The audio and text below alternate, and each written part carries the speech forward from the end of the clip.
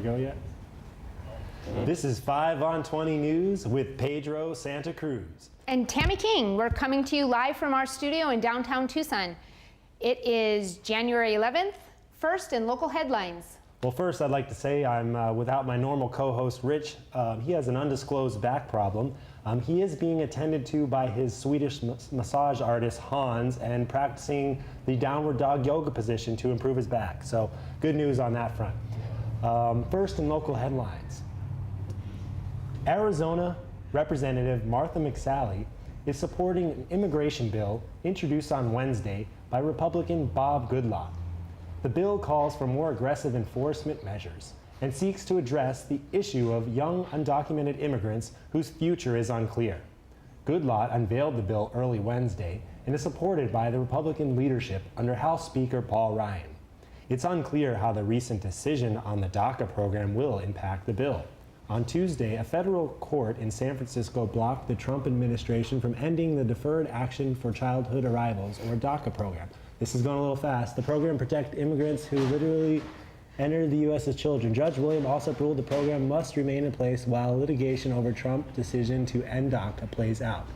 As a result of the decision, DACA recipients who failed to renew their status by last year's deadline will have a chance to submit renewals. However, new applications will not be able to be submitted. Trump announced in September that he would end DACA. It's an issue that's been discussed as part of a bipartisan immigration meeting yesterday. At the meeting, Trump said that he would sign any legislation that arrives on his desk and that he's seeking a bill of love. Interestingly, bills of love was what Trump used to call his brothel money. A brothel is a breakfast item, right? That is an expensive breakfast item. Yeah. A new ABC poll found that former Maricopa County Sheriff Joe Arpaio and Representative Martha Mcsally are nearly tied for the Republican primary election for U.S. Senate. The poll taken by ABC 15 and OH Predictive Insights, Mcsally received 31% of the vote, while Arpaio received 29%. But because the margin of error was plus or minus 4%, the two candidates are in a statistical tie. Both candidates are looking to replace Senator Jeff Flake, who said he will not run for re-election. Former state Senator Kelly Ward, a Trump favorite, dropped to third place. In a November poll, Ward led Mcsally by 8 points. 15% of the poll respondents said that they are undecided. The poll also found that Arpaio's number will rise 35% if he received an endorsement from the president. Arpaio announced on Tuesday that he would run for Senate, while Mcsally has been teasing the issue for months. According to a pair of Republican officials, she will officially announce her run on Friday, with appearances in Phoenix and Tucson. Arpaio will also visit Tucson later this month, when he promises to demand citizenship papers from anyone he comes across.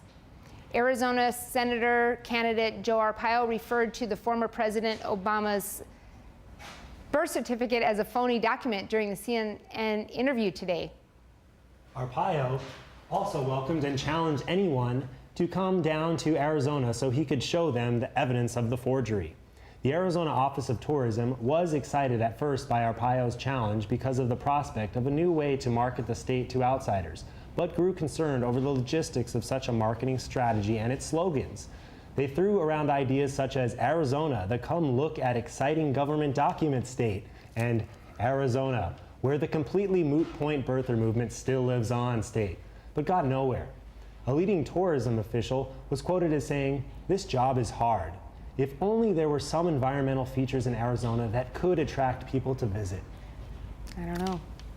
Tucson City Council voted on Tuesday to strengthen its hands-free ordinance that bans talking on cell phones while driving without a hands-free device. Currently, the ordinance is considered a secondary offense, meaning the police cannot pull over motorists for violation of this rule. However, the motorists can be hit with a fine if they're caught violating the rule after being pulled over for another violation, such as speeding.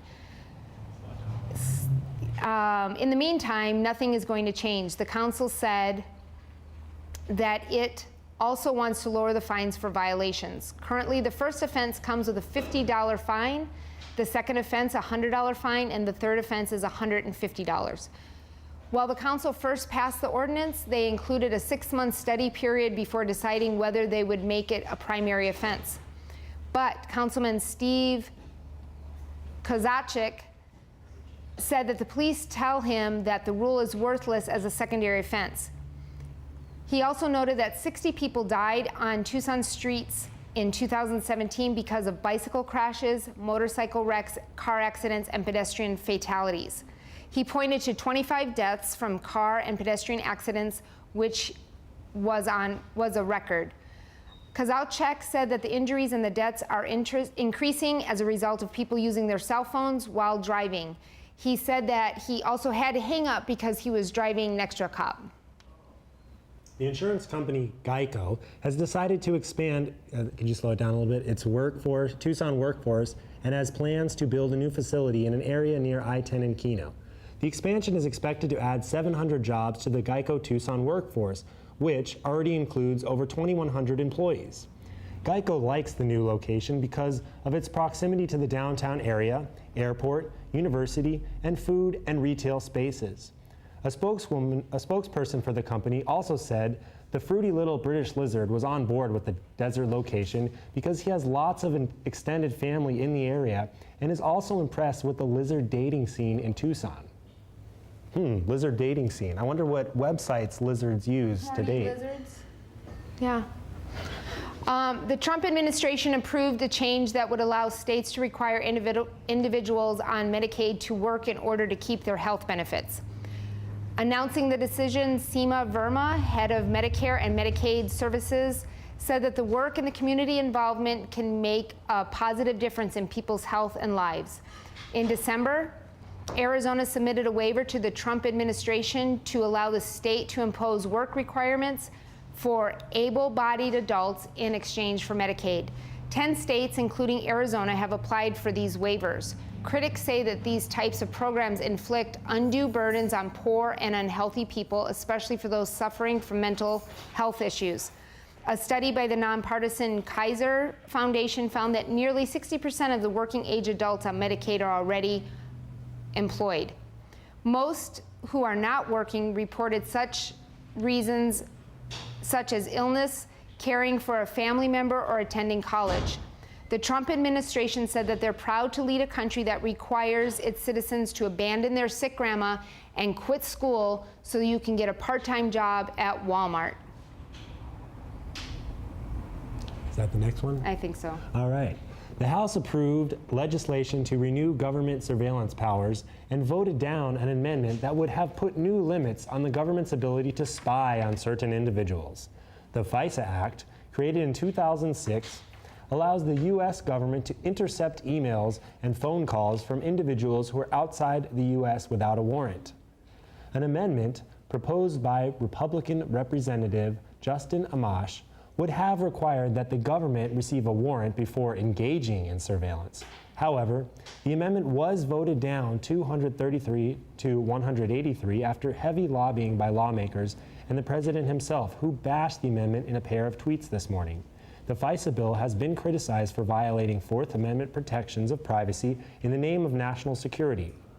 Under the FISA Act, surveillance is allowed even if the foreigner is speaking to or emailing a U.S. citizen, essentially allowing some spying on U.S. citizens. Nevertheless, the bill passed 256 to 164 and will now move on to the Senate, who are expected to pass the bill before the program expires on January 19th. Curiously, senators who oppose the bill claim they've been hearing heavy breathing whenever they make a phone call. I wonder what kind of phone lines they're calling on. Heavy breathing. Yeah, loud ones. An Interior Department memo obtained by the Washington Post states that staff should award federal grants to those who promote the priorities of the Trump administration. The decision would appear to apply more control over grants to academics and nonprofits. Interior Secretary Ryan Zink listed 10 priorities for grants on an attachment to the memo. These included, I can't see what they included. These included utilizing our natural resources, restoring trust with local communities, and ensuring sovereignty means something. Other priorities included protecting our people and the border and modernizing infrastructure. Blech, it's a mouthful.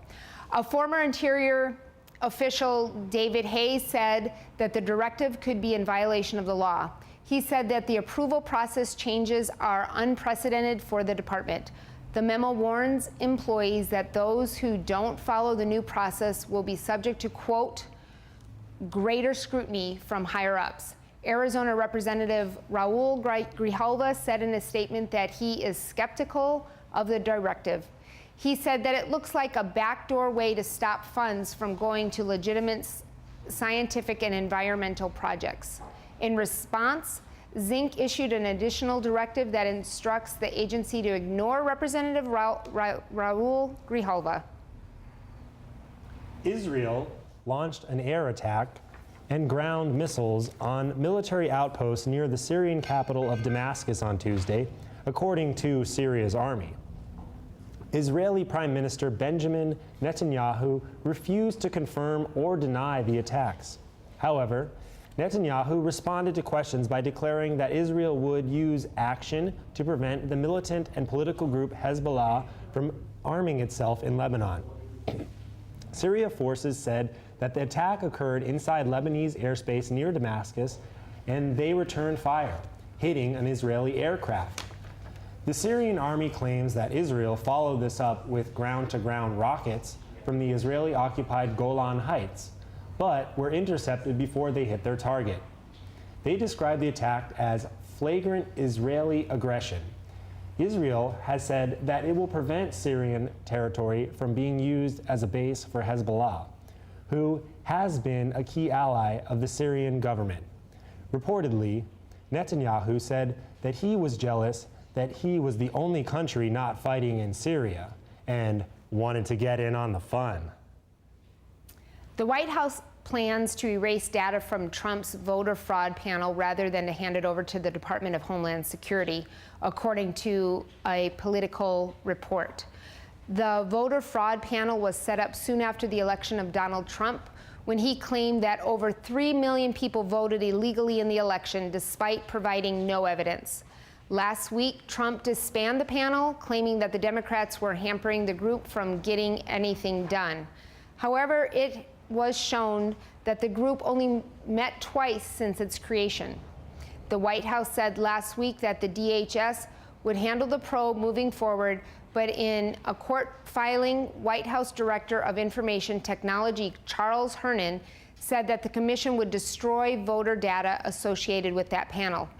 Hernan added that the group did not find any preliminary findings. So to review, the voter fraud panel are potentially committing fraud to cover up the fraud commission. The irony was lost on the panel, mainly because they don't know what irony means. Silly. That is silly. It's how you get your shirt, Pressed. nice and wrinkle-free. Exactly, yeah. Jeez. Dry cleaners, they must use those. A senior State Department refugee official was sidelined by the Trump administration through being relocated to a different office. Critics say that the administration is trying to prevent aid to refugees by sidelining Lawrence Bartlett, head of refugee admissions at the State Department. Bartlett was given a temporary assignment at the office that handles Freedom of Information Act requests, according to a State Department official. A former U.S. official said that sending a civil servant is Bartlett's experience is unusual. Another official described the reassignment as like being sent to Siberia, and that the FOIA office was always the punchline to a joke. Bartlett's future leadership has been in doubt for months, as the Trump administration has tried to accomplish the goal of stopping refugees from coming to the U.S. administration. Officials denied they were punishing Bartlett.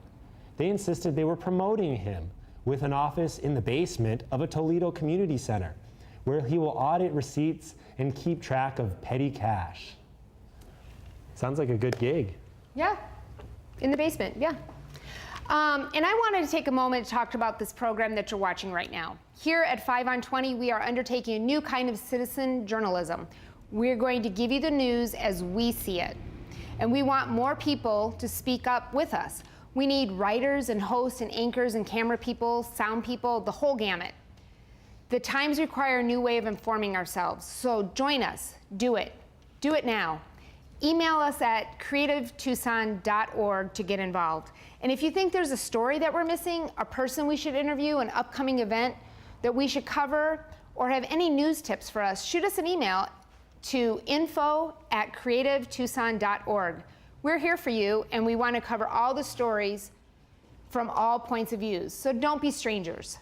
You know, I have a news story we missed. It would have been nice to get some more details on Rich's back problems. We should have sent like a helicopter out there, get a live report, We should get have. a reporter on the ground. Anyways, next time.